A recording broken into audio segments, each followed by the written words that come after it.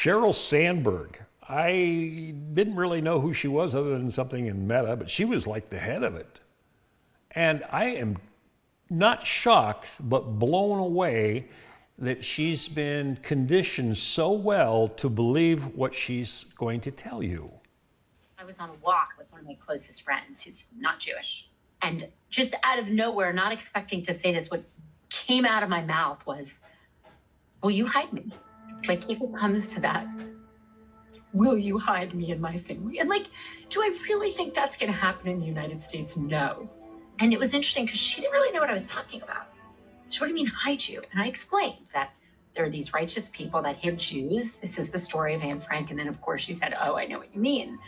But any Jew would have known what I meant immediately. It's hard to know when you see something like that, how much of it is just fascist theater, an effort to, in a very skilled way, circulate a propaganda that inverts reality on its head by making the perpetrators the victims and the victims the perpetrators, which is a big part of Hasbara propaganda.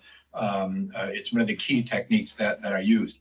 Or how much of it is that she's sincere, which underscores, what I've been saying for a while. You can see how a political ideology, an extreme political ideology like Zionism, that is supremacist in its nature, how that can morph into a mental illness, and that she sincerely feels that because she is disconnected with reality and even with morality by this extreme political ideology that is morphed into a mental illness, and then she's expressing the pain of that mental illness. I don't care. If you ask me, if somebody is defending a genocide, if it's 1933 and somebody is defending the persecution of Jews in Germany, and one of the persecutors says, "Will you hide me?" The answer is no, I won't hide a criminal. I'm going to turn you into the police.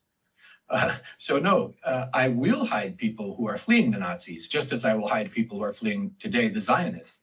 Does she really believe this?